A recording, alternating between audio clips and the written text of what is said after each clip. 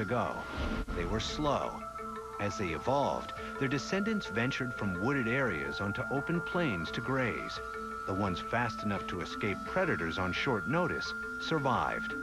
If needed, they could run away from their predators rapidly, but they were not designed by natural selection for high speed over any significant distance. They were designed for walking and trotting a much lower speed over a much greater distance. Dr. Ben Martin is a veterinarian and professor at the University of Pennsylvania. While horses have been bred through selective mating by humans as far back as the 1300s, Martin sees a disturbing new trend in the practice, creating horses that are faster than ever, but increasingly fragile. Those three across the track. You have horses that are now breeding stallions that have raced fewer and fewer races. They've run at faster speeds. They've been more successful racehorses for a shorter period of time. You take their genes and put it into the pool, and what happens is you're selecting for horses that have more and more speed, but less and less soundness and less stamina. Champion thoroughbreds now top 50 miles an hour and break down more than ever.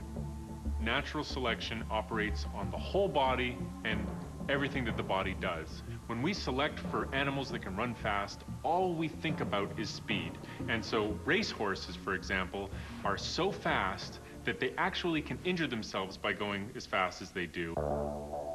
Like many fast mammals, including the cheetah, the horse concentrates muscle power in his back with very little weight in the legs. This extreme combination allows the animal's massive back muscles to move its ultralight limbs at incredible speed. But Martin believes that human-controlled breeding has created an animal that is dangerously out of balance. When a horse gallops, he pushes off his hind end, and then he lands with a front foot, and then the last foot that he lands on is called his lead leg. That's the leg that suffers the most pressure. That's the leg that is most likely to be injured at high speeds. Martin has seen hundreds of speed-induced fractures that have forced owners to euthanize their racehorses. You're asking these horses to do the maximum that they can do. Your heart is in your throat the whole time, and you're just hoping your horse is going to finish the race sound. And Debate forges to the front. As far as I'm concerned, the thoroughbred probably is right at the edge of how fast he can go and how long he can go.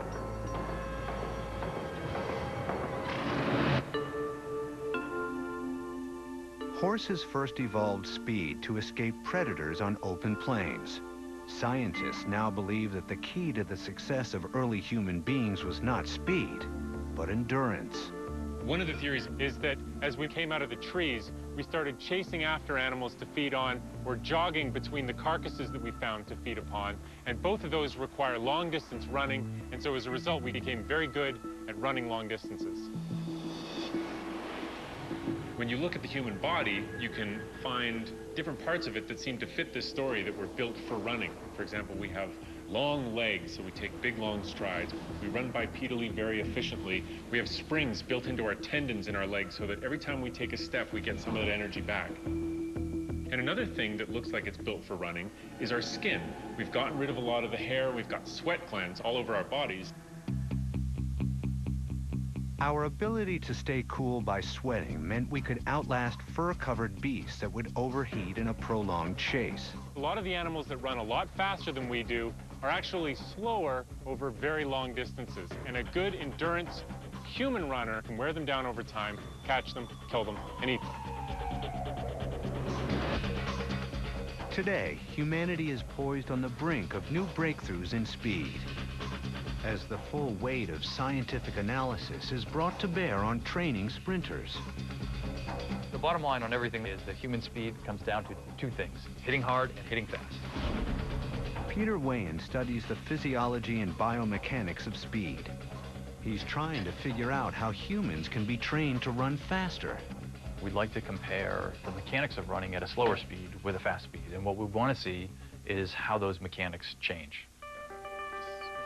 Weyand's subject today is Jason Powell, a professional sprinter with world-class speed.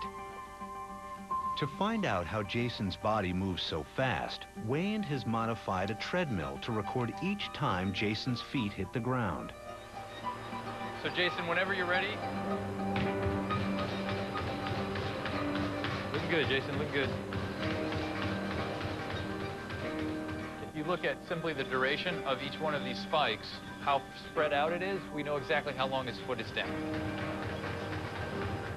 Some simple calculations reveal that Jason takes almost half a second to move his leg back to a starting position after each step. Data that comes as a surprise, because even casual runners move their feet just as fast. You might suppose that faster runners simply move their limbs faster. They hit faster stride frequencies. So we tested subjects that were very fast sprinters, so-so, and slow. And what we found was the slowest person we tested, who could run at about 12 or 13 miles an hour at top speed, she was able to pick her foot up off the treadmill, put it back down in front of her, just as quickly as the fastest sprinters in the world. Leg repositioning time doesn't affect a runner's overall speed. So what could the difference be?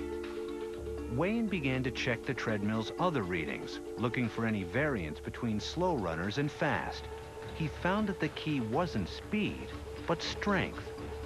One of the things that we found is that what's critically important for hitting these very high-end speeds that the elite sprinters hit is that they have to be able to hit the ground very hard in relation to their body mass. So the fastest sprinters will hit the ground with forces that are 4 to 5 times their body weight.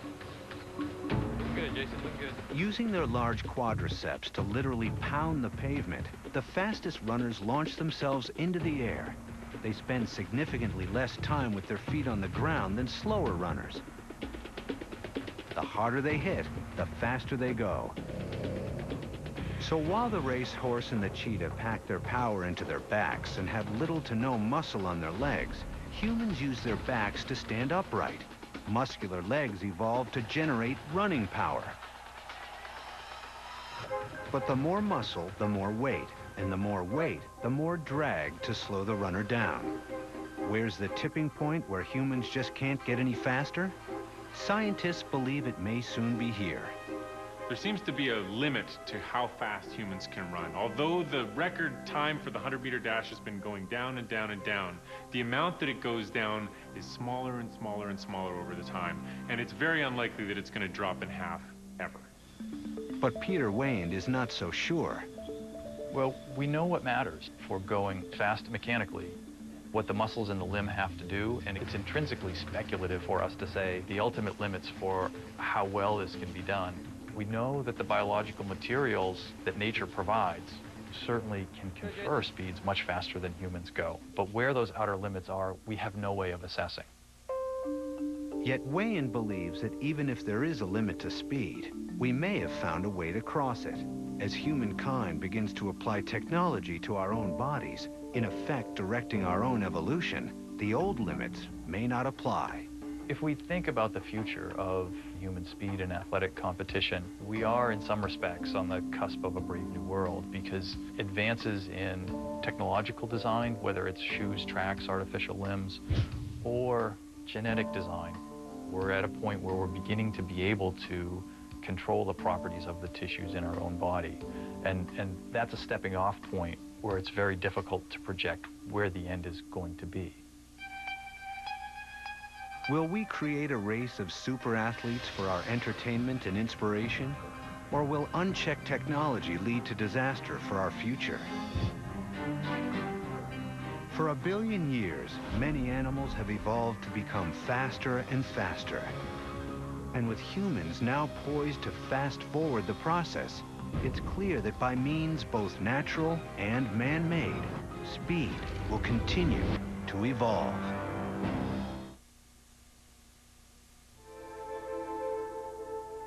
Nature is a battlefield. Now, a group of animal rebels emerge, armed with a new and deadly chemical weapon, ready to paralyze, kill, and even take hostages. Nature has designed the absolutely perfect bioweapon.